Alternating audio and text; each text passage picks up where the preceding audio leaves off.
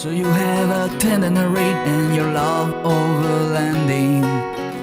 You have plans to do it big on the trace and some super glamping. One idea, deep news and reviews, a podcast the first rate and here just for you. You don't have to think about it, join us and be about it. Something interesting we want to hear about it, come on let's talk about it. Welcome to Waypoint Overland's Random Waypoints podcast.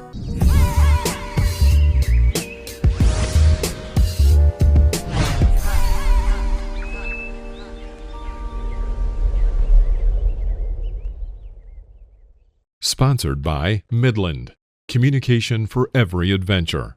The industry leader in radio communication technology and innovation for over 50 years. Sponsored by MyMedic. Sponsored by Tembo Tusk. Sponsored by Shower Pouch. Sponsored by MUSK Collective, mission built and made for mobility. Sponsored by BrewTrek. Sponsored by Hard Impact Designs. Always remember, the opinion you follow should be your own. Just consider the things stated here to be a second opinion from a complete stranger online. Hey, what's up, Mike? Phil, how's it going? Another week, another podcast, another location that I'm checking in from. So where are you? People want to know. I am on my way to Overland Expo. As you guys have listened on the podcast, know that I left Montana. I don't know, about a week and a half ago. Probably 3 miles from the Canadian border, Montana. Made my way down through the national parks and Yellowstone and Tetons and Flaming Gorge. I've had some beautiful, beautiful campsites, boondocking out in nowhere. Had an opportunity the other night, funny enough, to go to, I've been driven through, but I've never really spent any time in Steamboat Springs, Colorado. So I had the opportunity to go to dinner there at this cook your own steakhouse, which was kind of cool. But it was the first time, the reason I'm bringing this up, the first time I've ever boondocked and taken an Uber into a town from boondocking. And then took an Uber back to my truck. I've never done that. I've never even thought of the concept, to be honest with you. It was kind of funny. But anyways, I digress. I am now... I would never... What's that? Go ahead, continue. Oh, well, no, I was just going to say I digress. I'm now east of Steamboat Springs, heading into Fort Collins, Colorado. But funny enough, I'm only probably 50 miles outside of Fort Collins. Yet I'm at 10,000 feet elevation up in the mountains, in the national forest. So it's kind of weird how you can be out in the middle of nowhere, but not that far away from where you're heading. You in a beautiful area though, bro. Oh, in a perfect place. It is amazing. Yeah, I'm out just outside just outside of where the burn scar is. For those of you who remember, there was the largest wildfire in Colorado history. I think it was, don't quote me on the year, I think it was 2020, burned through this area and affected Fort Collins and went all the way over to Estes Park. And, I want to say it burned 240,000 acres or something like that.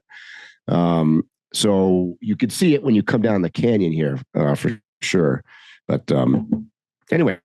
But so that Uber was kind of funny. I never thought of the concept of taking an Uber from a boondock location. The Uber driver coming back she actually was from Argentina and had experience and spoke 3 languages and traveled. It's funny who you meet in an Uber, right? World travelers for sure. And she had traveled all around, and we got back and she's like, "Oh wow, look at your truck!" And it was kind of funny because she's got ideas of going on the road full time. So. Funny experience. So I have a question about that, bro. Yeah. This is a Overland and travel channel. And the first thing that I thought as a fellow traveler is I would be so scared to boondock my vehicle and then take a Uber into town. One, because my vehicle is by itself. I've done that before. But somebody actually knows that I'm leaving my vehicle and where I'm going. So yeah, just talk about that. It's a good point you bring up, Phil, actually, because, anytime you're using anything, as you know, not to sound like conspiracy theorists here, but anytime you use an app or something like that, it's obviously geo pinpointing where you are. And by the nature of the app, you're right. It's telling them that you just went to town to go get a steak. We're going to talk about on this podcast today, Starlink. So I won't go there yet, but one of the advantages that I have is that I have Starlink on board. So no matter where I put my truck, it has internet, and that gives me the ability to have a camera system that I can look at remotely. So I could be sitting at the restaurant in downtown Steamboat Springs, and I can still be monitoring my truck. I can look on my phone and I could see the camera. So I could see what's going on back at my rig. And that is all courtesy of modern day technology and Starlink. So to some extent, yes, people might know about my trucks by myself, but I'm still looking at it. Okay. I accept that. I wasn't saying it was like a dumb thing to do. I just, it was a good opportunity to discuss security, because that has come up quite a few times with me where I literally chose not to go somewhere because I was not going to leave my vehicle. Yep. And you're right. That's the plus and minus, I guess, right, of modern day technology. It's kind of funny that you can take an Uber and you can go somewhere. And in my case, even more so because I ride, as you know, with a motorbike on board. So I definitely have the ability to leave my truck a lot. And that's part of travel. That's a reality for, it's a good, we probably should have a class at Overland Expo about this. Actually, we're going to be talking about that on today's podcast as well. But it brings up, anybody like me that travels with a large overland rig oftentimes has another mean of transport. So, and by definition, that means that all of us are leaving our trucks everywhere. So it's definitely a different mindset. That's better though. That's better though, because you're leaving, you haven't sent out a message for somebody to come pick you up and take you away. That's true. That was the point that I was making. That is true. Wow. I mean, one would like to hope and believe that the Uber app is somewhat secure and that there's not a bunch of people realizing that you just took Uber. So, I guess we don't know that. Hey, didn't we just hear that the entire U.S. government or something was hacked and everybody's social security number was let go? I mean, are you kidding me? So, bro, I'm not going to get into the details because this is a litigious country. And if I say too much, I could put myself at risk. But what I can say is, your social security number is all over the place already and has been all over the place for like the last at least 15 years. Yeah, that's true. So don't panic so much. You should have a general panic because it's already been out there. Right. But it don't make that much of a difference. I could get your social security number right now during the podcast if I want to. Yep. Yeah, I mean, that brings up another. I know we're bouncing around on tangents here, but it brings up another thing because people have asked me before. I'll post pictures online of my truck or something, and you can see a license plate or whatever. Just so you guys out there know, because I know some of you shadow out license plates and blur them out and all this shit. You're wasting your time. I mean, you're totally wasting your time on this. For one, you can't really glean a whole lot of information from a license plate number that's going to be that isn't easily gotten any other way anyways. So, I mean, I see people doing it all the time online. I shake my head every time I see it. I mean, if you like blurring things out, I guess have fun with that, but I don't have time for doing that. So, and I have another sad reality for those who do that. I got an app on my phone right now and it'll de-blur anything that you put up there. Exactly. So, and there are other people that are more savvy than me that they don't need an app, but they can go right into Photoshop and de-blur it. Yeah. So you're wasting your time. Yeah, you're wasting your time. And by the way, if you have somebody else's license plate number, what are you going to gain? Like, it's not like it's connected to your social security number, like we just talked about, or it's connected to your bank account or any other stuff. It's irrelevant information, really. Well, people piece it together. You only need a handful of pieces of information from you. Yeah. I can get 2 of those 3 from your driver's license. Yeah. So I can obtain everything else about you. You could get that if you go to my website, DriveTheGlobe.com. You could pretty much find everything out about me. I live in the public world. I'm not. I guess I may be a conspiracy theorist in some things, but I am not worried at all about people finding out shit about me. Well, that's the have key. fun with it. We live in a world now where pretty much you can't get away with crime, and then you're probably saying to yourself, "Well, people get away with crimes all the time. They're too busy to apply the technology to little small crimes, but they can pretty much catch every person at this point." Yeah. So that's right. Just be a good person. Yeah, exactly. If you're up to no good, if they want to catch you, they will. Bro, I have been like at Overland Expo, and what is the typical thing while you're talking to somebody? Hi, I'm Phil. Hi, I'm John. What's your Instagram? And people will like literally scroll through, Google your name, everything right in front of you. Mm-hmm. So it's a waste of time lying. Yeah, exactly. I'm with you. So anyways, that kind of, let me mention before we get going any further on this podcast, thanks. I got so much feedback and so many people messaging me and talking about our prior podcast that came out last week about the people that inspired Phil and I to travel and to do the adventures that we do today. So thanks for all the feedback, man. That was, maybe that may be one of our most listened to podcasts. I don't know, but a lot of people sent me messages about that. It's definitely up there. I got a lot of reactions to it too. I was even thinking of maybe one day us doing a podcast. I'm still getting responses, so I don't want to do it right away. And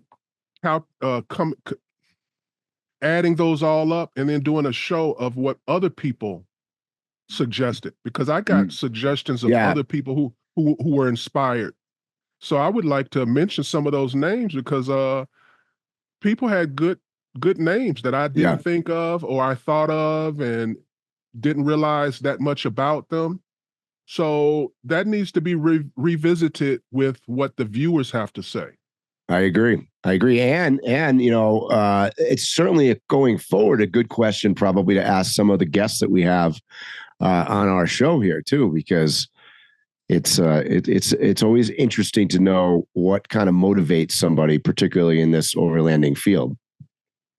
Yeah, we've asked about inspiration, but we've quantified it as people today, people on social media. So we need to open it up to like how we did it, to just in general, who inspires you.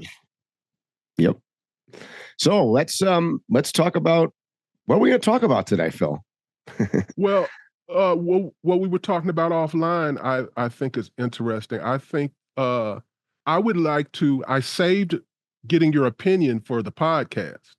I would like to know your opinion about what we were discussing about Starlink. SpaceX's Starlink internet service has gathered over 150,000 customers in Mexico since it entered the market, and it is outpacing local competitors. According to the Federal Telecommunications Institute, Starlink's market share is currently 0.32% in Mexico. Now, that may sound like a sliver in the market. However, Starlink is outpacing the other local internet providers in Mexico. That's HughesNet, GlobalSat, and Star Group. So basically what they're saying is Starlink is the number one choice right now in Mexico over landline and established internet providers. Yeah, I mean, so I can tell you from spending half my years down in Mexico that, just like any other country, particularly in developing countries that don't want to invest in infrastructure for landlines and running cable and whatnot, there's a lot of satellite presence. And so let's talk about that for a second, because I see what you said, Telsat and GlobalSat and Hughes Network and all these different things. You see these dishes when you drive around. the big difference that people have to understand. I wish I had my buddy Bert on the podcast here right now. He could explain the satellite things for us because he's an expert in that. But I'll give you my non-expert thing. Starlink is in low orbit, right? So the one problem that you got with, like, I have a couple friends that have HughesNet. It's not nearly as good. It's just the latency, because it's the satellites are farther away and you got to send the information up and down, right? The Starlink is in low orbit. So I think people are realizing that it's just simply better. I mean, that's one main reason I think that they're probably doing it. I remember last winter I was riding my bicycle on the Baja Divide, and Eric and I were riding through, East Nowhereville, and you'll occasionally see now, and I didn't notice this the year before, but you'll occasionally see a rancher like way off grid that has Starlink, and you're like, wow, here's some Mexican rancher out in the middle of nowhere with, he doesn't, you got to remember, they don't, half these people don't have power. They don't have, water. They don't have all sorts of different stuff, but the guy's got Starlink. So it's popping up out there. And, you guys have heard me talk about it. Like, first of all, Phil and I, you and I wouldn't be having this conversation right now if it wasn't for Starlink, because here I am in the middle of nowhere.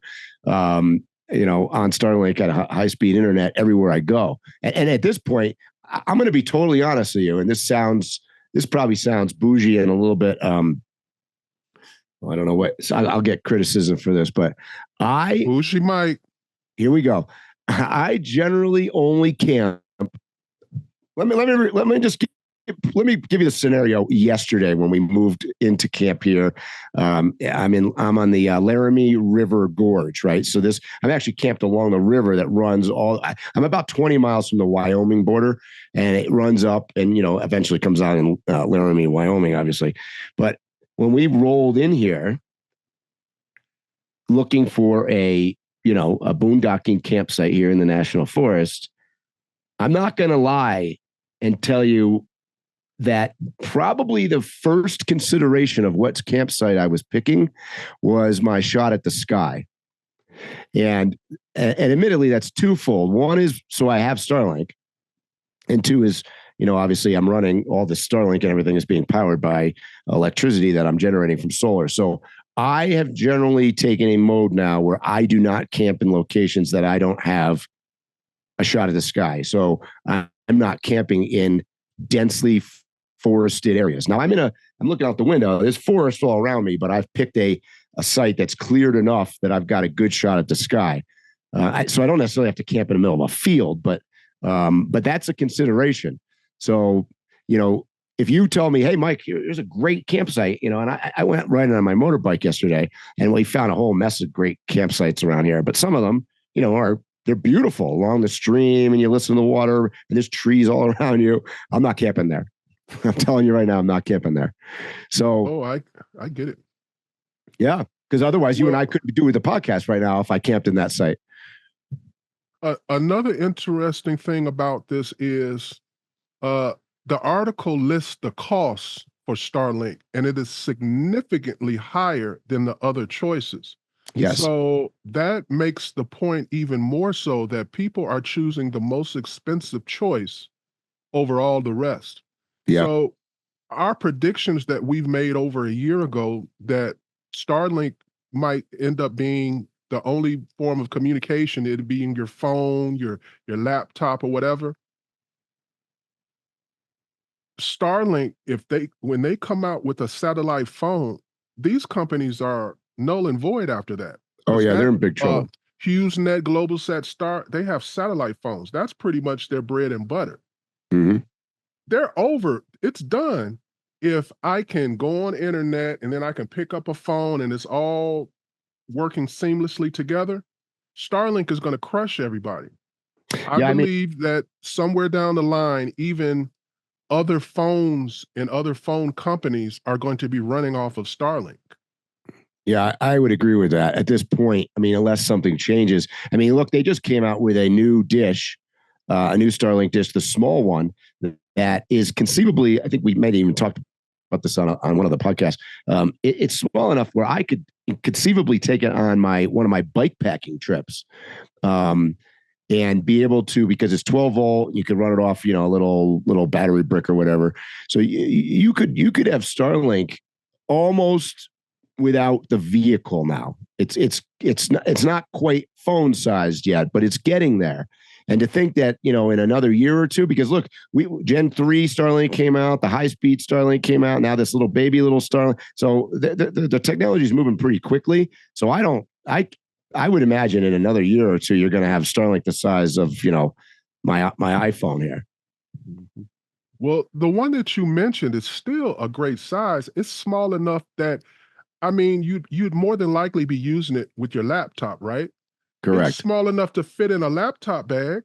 That's right. Yeah. So, so that changes. And by the way, for you Overlanders out there, we've done some tests. I might do a video on this, but I've been talking to some people that have the new mini one, and so far it doesn't perform any less than the regular full size one.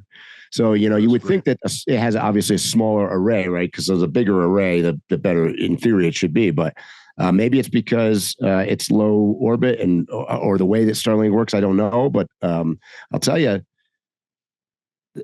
I think it's a good option for somebody like you, Phil. Like say you're driving around in a Jeep and you don't have a lot of space. You don't have as much space as something like my truck.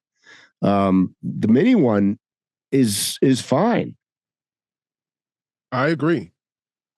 But if the performance is identical or very similar, then that signals to me the end of the bigger one. Yes. Eventually, the one that you're talking about now sounds like that's going to end up being the big one. I would agree. Yeah, exactly. Yeah, I don't think that. Like, look, I have on my truck, I still have the Generation 2 one, which is the one that moves. Like, right. So it once you plug it in and when you get to a new location, it searches for the satellite. The Gen 3 one doesn't even do that anymore. They realize that doesn't make any sense. We don't even need to put a motor in it. We don't need to do any of that. So some of these things are going away slowly. And like you said, now you got a little one now, you don't need a motor. You don't need the size. You don't need a big mount on the roof of your tree. You don't need any of this stuff. So at the rate that they're going, this is my prediction. There's going to, those dishes are going to go away and it's going to be some kind of little thing like this, like a little antenna that you're going to, I believe that's where it's going to end. Yeah. And now remember, when we make predictions here on this podcast, we're pretty accurate because the last big prediction we made was Joe Biden dropping out of the race. And guess what happened? Joe Biden dropped out of the race. And Phil and I aren't surprised. What's our big prediction of coming out of the Democratic convention here? Starts today. Bro, it's hard for me to go in and out with that conversation, but I'm going to try.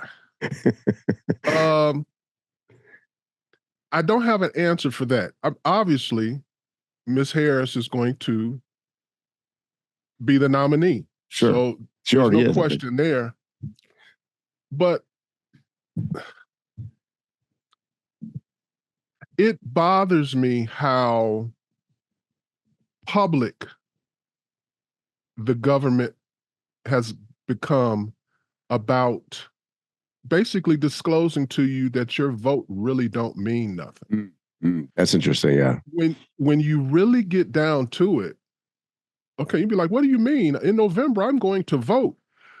Yeah, but you're going to vote for people that you didn't choose, or at least one person that you didn't choose.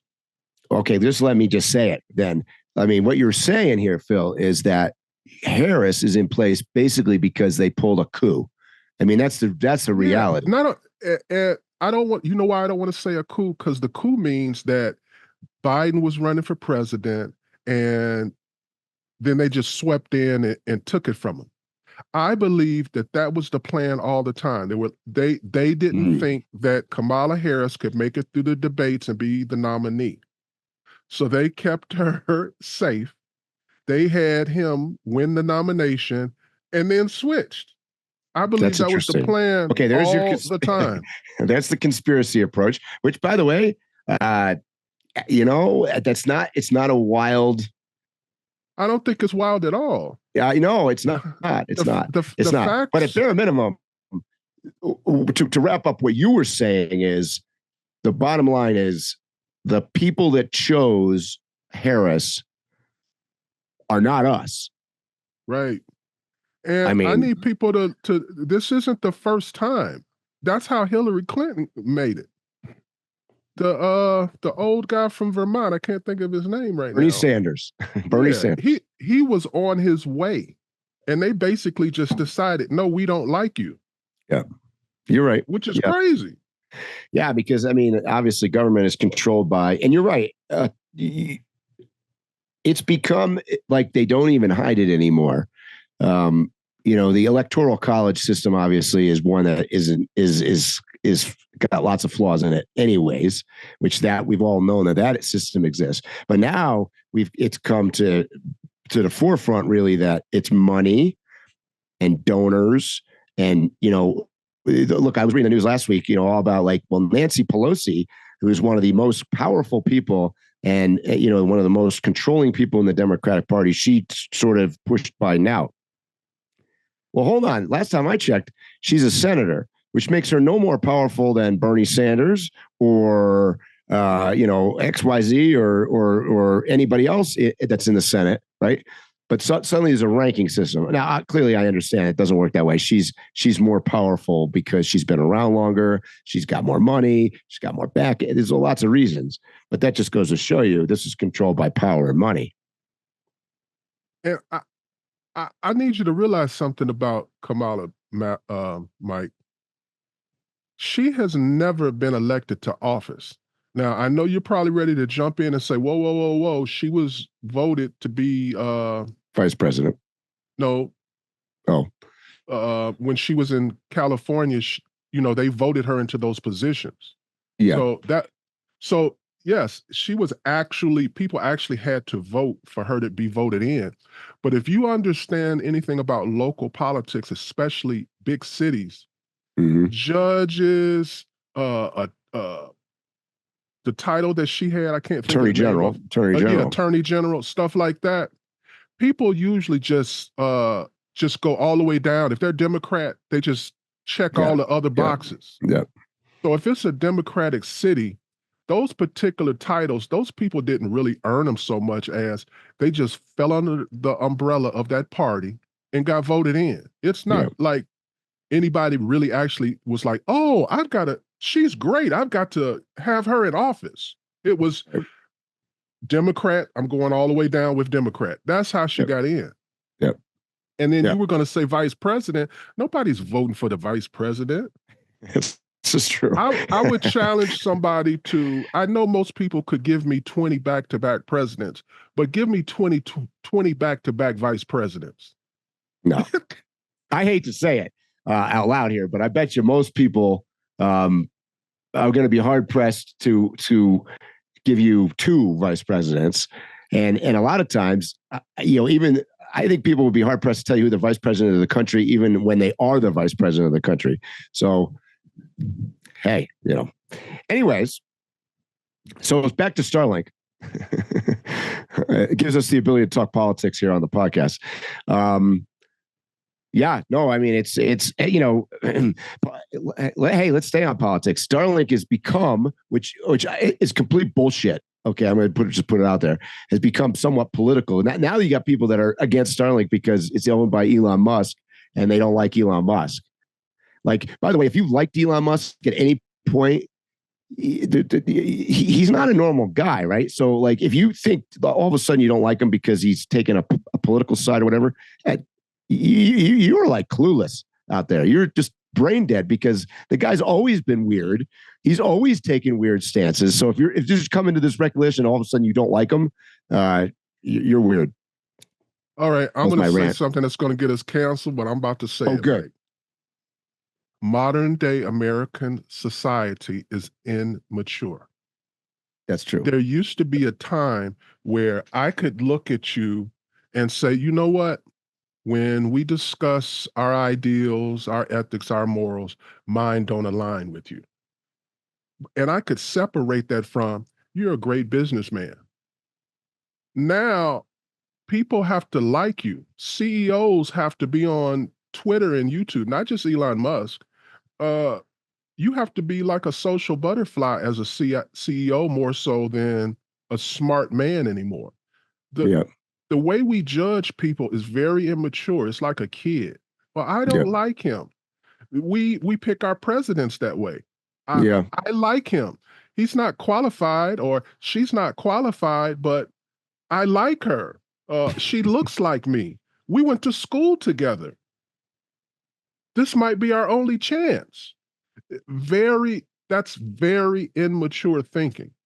Yeah, no, you're right. Yeah, for sure. So, where he's concerned is, this is a guy that, maybe he didn't sit in a lab and create Starlink, but, he's the guy. Look, these things wouldn't exist without him. He's like a modern day mover and shaker, equivalent of like we talked about on another podcast of the guys in the past, like the Rockefellers and all these wealthy, the railroad barons and all these guys. They moved progress, right? And Starlink and Tesla and the boring machine and all this other stuff that Musk is behind. I mean, he's basically, I don't know how you rain on some guy's parade that he's basically self-made, right? I mean, any way you look at it. Well,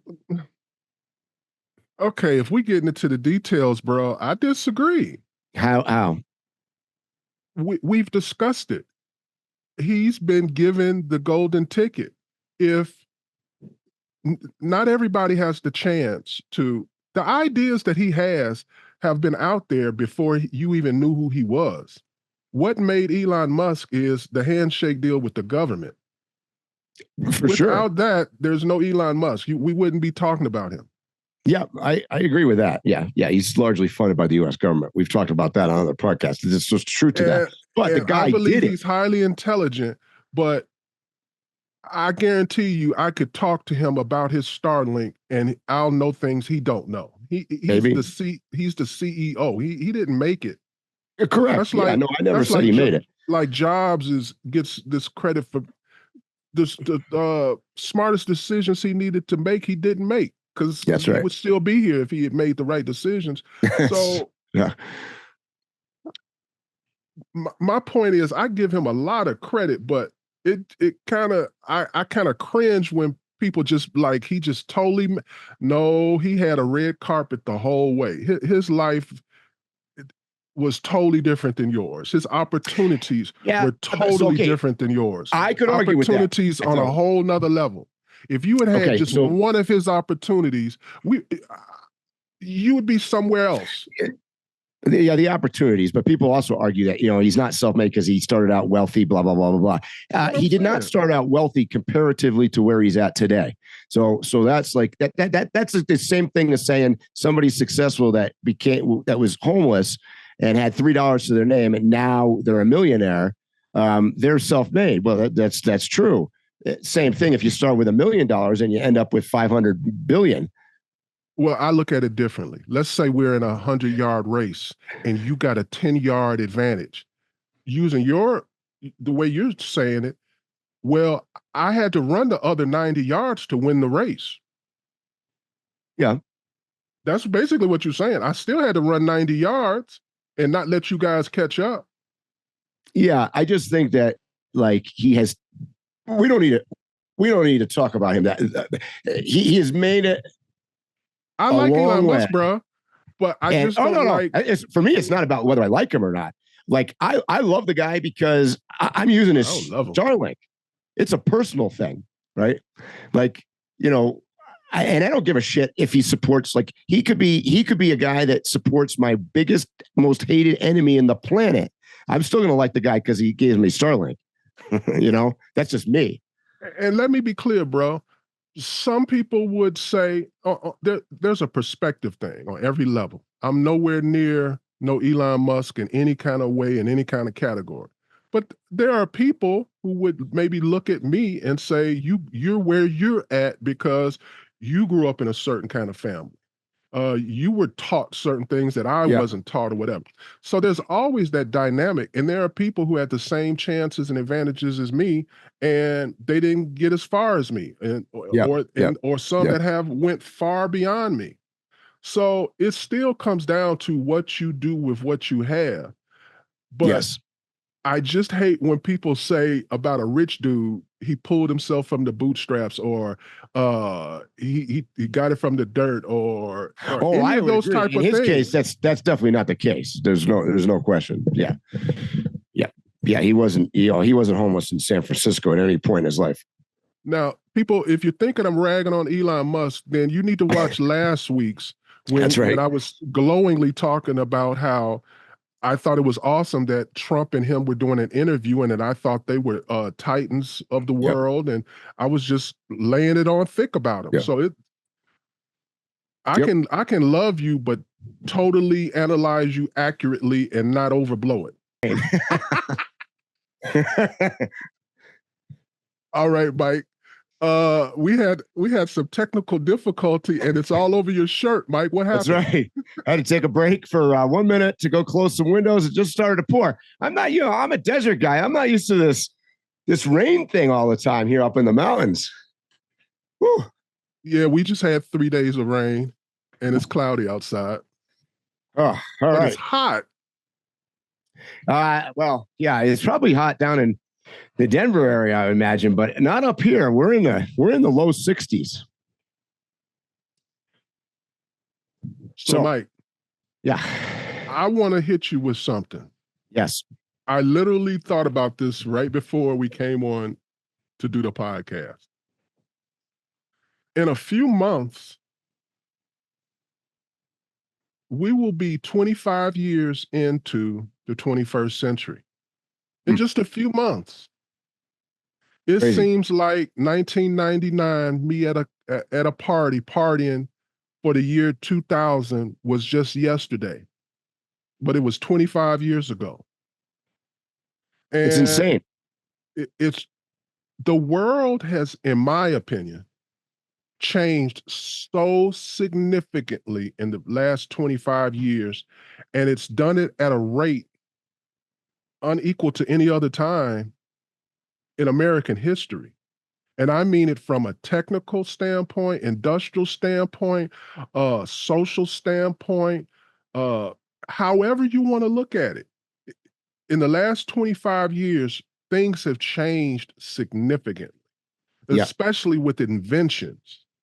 We talked about one of them last week, which was Google and all of their stuff, but it's a bunch of things. What do you think about that? Think about it. 1/4 of the way through the 21st century. So we're 25% through it already. And I agree with you how much has changed in those 25 years. So we can only imagine how much it's going to change in the second 25 years. So the next 25 years from now until 2050. It's insane. Yeah. I make a lot of predictions that are accurate. And the reason why they're accurate is because I really don't make a prediction. I literally just look at history, because history repeats itself. And I just spit out what's been going on since the beginning of time. So, and I believe that history still is in that, that circle. It keeps revolving around, but it's spinning now. It's spinning. Yeah, it's just moving faster, right? Technology is moving faster. What we do moves faster. How we communicate moves faster. It's going to be interesting to see. I mean, I think I said that before we got on air here, I said, the end of overlanding is coming, and that might sound controversial, but the way things are. So I noticed this. I was at I'll give you a quick 1 minute. I was out on my motorbike yesterday, and we talk about trail closures and all this stuff all the time, kind of like whatever. I'm going to tell you that I can see a day in the future where we're not doing this truck moto thing anymore. It's not an activity. It's just it's a retired thing. There won't be travelers the way we do it today. I just think that that's coming to an end. I think the access to places, the overpopulation of national parks, all this is going to come to a head at some point in the future. And we're not going to be talking about overlanding in a big rig like I'm traveling around in a Jeep or something like that. The technology will change. You'll probably to be honest, you'll probably be overlanding in your head.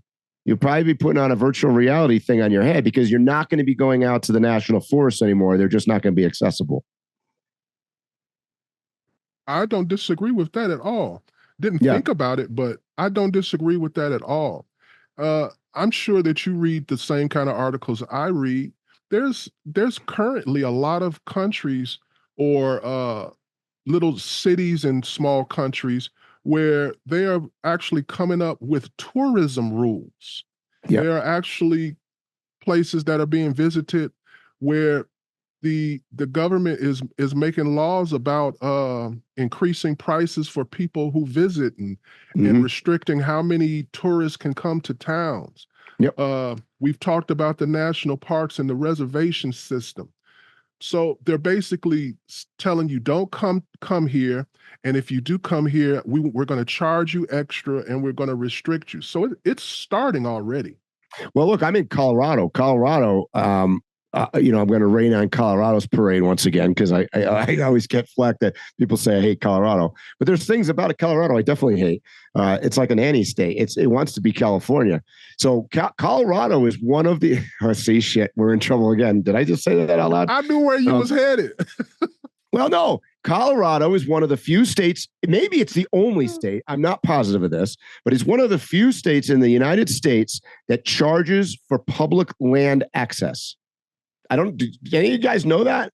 So in Colorado, when you go to a Colorado, and I'm not talking about going to a campground at Colorado, a Colorado campground, but when you access public Colorado land, Colorado State Forest, you got to pay $10. You have to pay a fee to access public land. That's not true in most states. I'm not even sure it's true in any other state. But where was I going? To your point, it's like, yeah, they're charging. Well, so what if they raise that from $10 to $100 or $1,000? So, and that's not new for Colorado. Colorado has been doing this for a long time. That's right. It's funny, the stickers on the back of my truck, people always are like, what are those Colorado stickers for? Mm-hmm. Most people go visit Colorado, do trails and camp, and they don't even realize they're breaking the law. That's right. There's actually two little permits that you're supposed to buy to do the trails and to be in those mountains that you love so much. Most people don't ever get them in. Nope. You're not. My point is, they're not going to catch you unless you stay at a quote designated boondock site, and they come around sometimes. Well, that's where I'm headed. I just read that like places like Silverton, Ouray, and all of that area, they're going to start policing more. They'll be like at the beginning of Black Bear Pass. They'll be right there. You can't start it unless you got a pass. Yeah. So that's coming.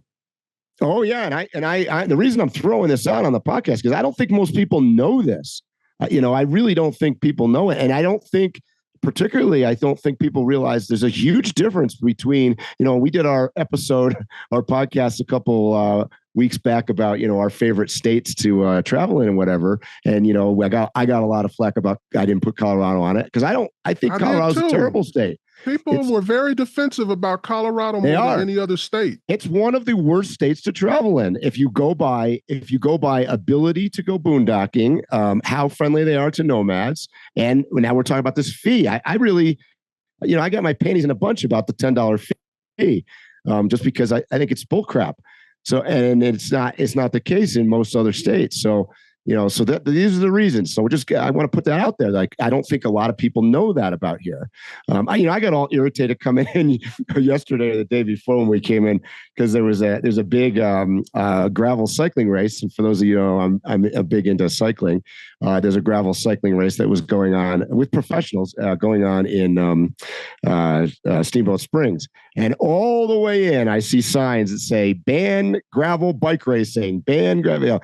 Talk about an anti-state. And so this is the bullshit. I see that and I go, oh, damn it. I know it. Here I am. I'm in Colorado. Like, how did I know? I could have closed my eyes. I could have told you I was in Colorado. So, you know, if you guys are listening, or any of you out there that are from Colorado or live in Colorado, you know, just maybe you can help change it, and just take my advice. Don't become California. Yeah, a majority of people who are listening are overlanders. They do trails, they do off-road and stuff like that. And the typical thing is, when you go off-road and you do trails, in general, the majority of the time, you go 20, 30 minutes, an hour, maybe the whole trip, where you don't see people. You can't do that on any trail in Colorado. No, Every trail in Colorado is like a highway. and let's be fair. I mean, one of the reasons that, you know, I'll give you the nice side. One of the reasons that Colorado has put some of these restrictions in and stuff is to control that, because it is a significant amount of that quote kind of tourism here in the state. You know, maybe some of that is more relegated to those towns that you just mentioned that are on the western slope. You know, here I am technically kind of towards the eastern slope in the northeast of the Rocky Mountains. I can say northeast of Colorado. It's not the northeast of Colorado. Nobody wants to go to the northeast of Colorado. I'm in the central north part of Colorado, which I consider to be the far east of Colorado, because God forbid you get into the other part. But no, in seriousness, here we're the only people camped here. Up and down, there's tons of campsites here on where I'm, and they're all vacant. So I'm a little surprised about that. So it's just not as known of an area, I think. But definitely, if you're in Silverton, or you're, you know, over there by Engineers Pass or Black Bear, or oh my Lord, I mean, it could be a highway. It's like watching the videos of people hiking Mount Everest. You know, you see like a line of traffic going up the side of the mountain. It looks like that, right? Yeah. This kind of segues to the conversation you were having about overlanding being dead and being virtual or whatever. Mm-hmm. I can see, like, in less than in a decade, that being necessary. A person who wants to go to Colorado and have that experience that they've been told about that you can't have anymore in Colorado, well, you go on your virtual, and the roads in Ouray are dirt again. There's not many people anymore. There's not that many people on the trail. So that's going to also push toward what you were saying, in my opinion. I'd argue I think you thought you were going to get some pushback. I think you thought I was going to give you some pushback on that, but I'm totally in agreement with you on it. Yeah. I mean, I think if you haven't done that stuff already, you're already too late. I mean, that's just it's like you and I talked about Moab. You know, both of us went to Moab, I don't know, 25 years ago or whatever. It's not even the same. You know, it's a totally different place now. And we're not saying don't go to these places. No. If you've never been, go. It's just not going to be that romanticized picture that you have in your mind from days past. That's right. Yeah, I saw an article this morning that Ethiopia, funny enough, no, was it Ethiopia? Yeah, it was Ethiopia, banned the import of all gas-powered vehicles. And they're trying to switch over the entire. This is Ethiopia, by the way. This is Africa, okay? And it's been largely becoming successful. So let's take it from that standpoint. You know, we're heading to. We're going to talk about that in a second. We're heading to Overland Expo. We're going to hang out with the Jeep crowd and the Toyota 4Runner crowd and the whatever. You know, all of these things. These, we'll call them tools of our tools of the trade of what we're doing today, overlanding, living full time, whatever we're doing. Eventually, going to go away. Right. So not only is the trails going to go away, or the places to go away, the vehicle that you're using is going to go away too. None of those things are going to exist eventually if the whole world goes to, and I'm saying electric. We've talked on the podcast before, and I don't think that's ultimately going to work. But if it's not electric, it's something else. But my point is that I think the vehicles involved in our activity are not going to even exist either. Well, we need to, as Americans, we need to follow Canada's lead on this. I don't know if you're aware of this.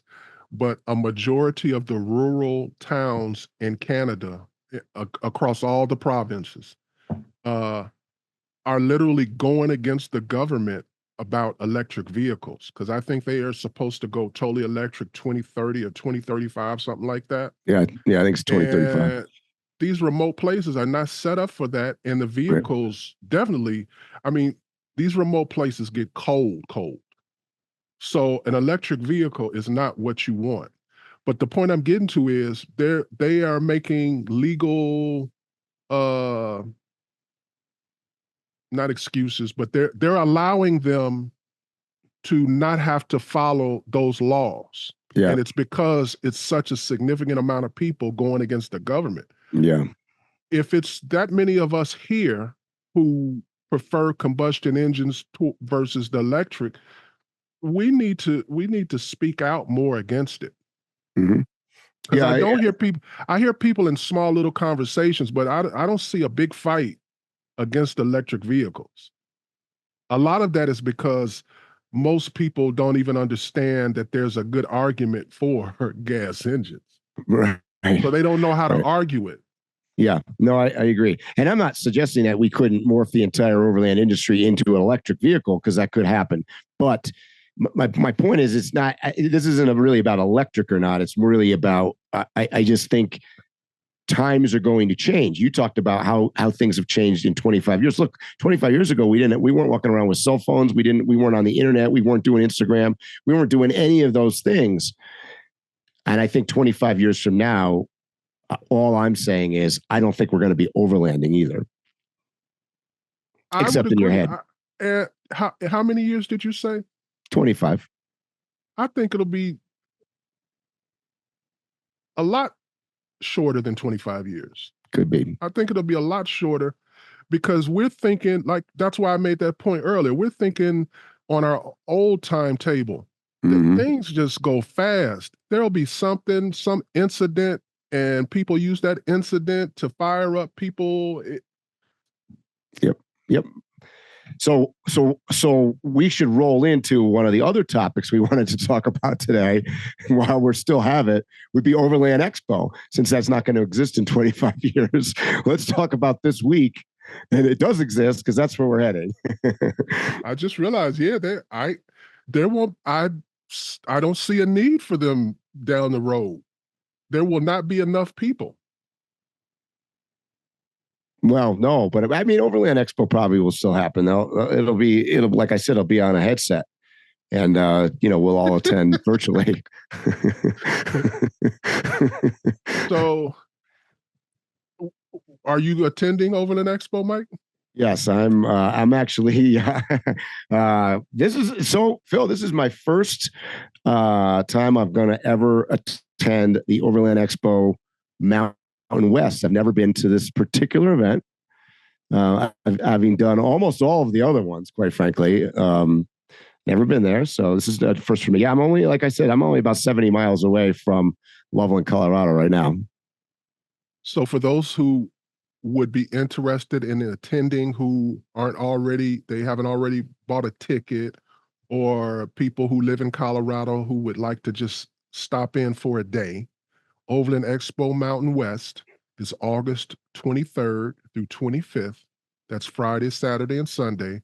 And it's at the ranch in Loveland, Colorado, USA. And if you want 10% off your ticket price, use code DriveTheGlobe. You guys hear that? I'll make sure to put it down in the comments. I mean, in the description. So what is that again for 10%? 10% off DriveTheGlobe. Just put that in there where it asks you, DriveTheGlobe. I think that, I don't know if it matters, but the D, the T, and the G should be capitalized, I guess, but maybe it doesn't matter which way you put it in, but you get 10% off because, hey, at the end of the day, the tickets to Expo are not super cheap. We've talked about this before on the podcast. That's not to say that it's not worth going. It's just that it's not that cheap, but it's definitely worth the experience. We got to come up with different words, because when you say cheap and expensive, all they think about is the dollar amount. Mm-hmm. And there's more to being cheap. Like there are things that are $5,000 that I consider cheap. And then there's some things that are $20 that I think are just way too expensive, like McDonald's. Yeah, like McDonald's. Yep. And so they are, it costs to go to Overland Expo. But if you make use of everything that's there, it's actually a great deal. I would venture to say the value is good. Yeah, because there are little outfits all across America that are teaching some of these things. And they charge like $200-$300 for a winching course. Yep. That's right. So, Expo combines those kinds of classes.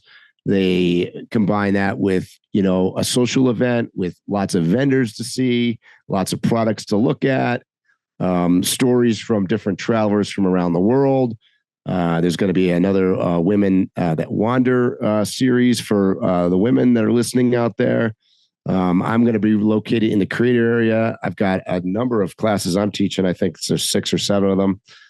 Come by and say hi to me. Oh, hey, you're going to like this one. This is my favorite one. I won't tell you all the classes I'm teaching, but I had to laugh when I got this one on my schedule. It's the experts panel. Okay, so I am leading the experts panel on traveling with pets. When I heard that, I just started laughing because I do travel with a pet. It's a turtle though, so people are mostly thinking furry friends. So I'm hosting the traveling with pets thing. So that's going to be funny. No, I'm doing a solo traveling. I'm going to be doing a series on my come talk about my rig, my new expedition rig, which is going to be the first time it's ever been there in Colorado. I'm hosting Baja full-time on the road as an overlander, and I'm going to be on the with a bunch of other really talented people on the panel talking about overlanding as a content creator. So a lot going on, and Phil and I will be wandering around as we always do, saying hi to everybody, eating food, probably going to food trucks, right? I mean, we do a lot of we'll be doing a lot, right? I just want to make the point because I've had several people after the fact say, hey, I saw you and Mike at Overland, blah, blah, blah, or whatever event. But you guys were walking around with that camera and microphone, so I just left you guys alone. Or you were talking to somebody or whatever. I saw you at happy hour. You get it. Yep. We want y'all to come say hi. Say hi. Yeah. Don't tell me after the fact on Instagram. No, come on. Come say hi. Be on the podcast with us. Right. We are not going to freak out if you come and say hi. No. That's my only reason for being there. That's right. Got some alums, podcast alums come. In fact, Candy, that was, Chick Stewart too. She's inbound with her expedition rig right now. Not right now, literally, but she's supposed to join me here at my boondock camp today. So she's going to be there. So there's going to be a good group of people as always, and I'm really kind of looking forward to a new location here in Colorado for me. I'm looking forward to it, bro. I'm going to be leaving today. Ooh! So Phil, how many for the? I don't know if everybody knows this, and I just bringing it up because it just fascinates me. Phil and I travel, and we've traveled together actually down the East Coast and everything. But Phil and I travel very differently. Right? I just laugh about this because, like, he says he's going to travel. So here I am. I'm parked literally 70 miles from the venue, and we're recording this on what day is today? Monday. So the event starts on Friday, to be honest. But we have to be in there for Thursday. And I'm 70 miles away on Monday. Phil is in Washington State right now, which to me seems like another planet. And it took me a week and a half to get here from Montana to where I am now. And it's going to take me another couple of days to get to the Front Range and Overland Expo. So in theory, I gave myself 2 weeks. When are you going to be here, Phil? And what's your route? I'm thinking I'll get there by Thursday. What you're thinking, I'm not going to do this time. I am going to break it up in a few days. Okay, good. Yeah. And you're confusing. Normally, I take a long time to get to the events, but this year, because of what's going on with me physically, I've just been, driving in a nice, comfortable car and driving just busting for hours. Your ass, by the way. I know you. I know you never take the highway, and I know you're going to take some scenic way to get here for sure. Which I'm assuming you're going to do. Oh yeah, it's going to take me about 30 hours to get there driving time. And it's not because it takes 30 hours to get there. I think it's like 16 hours. Yeah, to drive there. But I suggest that to everybody. I'm like, leave a day early, go on your GPS and click on avoid highways and follow that route. Follow that route. Google will take you some crazy places, but you'll be happy about it later. Yeah, exactly. And it's kind of what I did, got the opportunity to go through Yellowstone and go through Flaming Gorge and go through, the Tetons and come down through, all through Montana, come around Flathead Lake. I mean, so all these things, not that I haven't done all of those before, because I have, which is one of the reasons why I choose the routes that I do sometimes, is because I know they're good, because I've done them before. Now, this one I'm on right this second, coming down Route 14, I've never done. So this is a new one for me right here in Colorado. And I've been, around quite a bit of Colorado, but I've never taken this route. It's unbelievable scenery. Like, I mean, beautiful, absolutely beautiful area here. And say the route again for people. Well, I came through from the corner of basically Utah, Wyoming, and Colorado. So by Dinosaur, near Dinosaur, Flaming Gorge, coming out of Wyoming, it actually cuts the corner of Utah, which, by the way, if you've never been in that part of Utah, it's not anything like you think of Utah. And I love Utah, but man, you'd swear you're in Montana or Wyoming or somewhere else. Amazing part of Utah. And then you come down the really steep and through Dinosaur. And then I followed basically Route 40 through Steamboat Springs, and then cut off of that. So 40 would actually goes all the way to, the Front Range, but I cut off of that and then went 14, which weaves, it's windy switchbacky road, comes down, which I believe is the locals call it the Pooter. And I think it's supposed to be pronounced Poudre, right? I don't know. They call it the Pooter. I've always heard the pejorative, so I don't know what the real name. Yeah, I don't know either. I know, because I sit at a little roadside refreshment place yesterday on the motorbike. So we're in the Pooter. I'll go, okay, the Pooter. And you look at it, it's not even spelled that way. So I don't know where they get that from, but so 14. So basically, I'm going to end up in Fort Collins. It's going to come out through the mountains down into Fort Collins. So 14, for people who are paying attention to what we're talking about, is probably the most northerly highway. That's not even really a highway. What would you call that? Yeah, it's a country road. It's the most northerly road in Colorado that goes west to east, east to west. And it's a beautiful drive. So write that down. Yeah. So it is. Yeah, I think it is the most northern, because any farther north, there might be one. See, because that's where the mountain ranges are going down. There's roads north of it, but I'm talking about a continual road that you can take. Yeah, I think it's the farthest one north. And I'm on the road that comes off. So I'm camped basically off of a road that comes off of 14 that goes all the way to Laramie, Wyoming. So I'm camped along what they call the Laramie River Gorge. The river is like right off my truck here.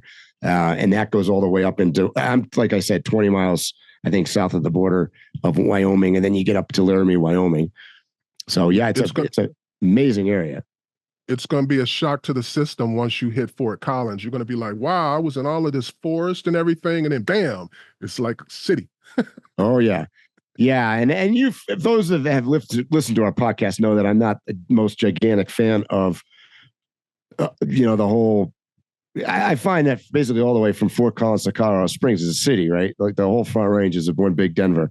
Not to say that there aren't nice places and there's whatever, but and if you're into beer, there's lots of good breweries and there's a lot of good stuff, but it's a little bit more densely populated than places that I like to travel for sure.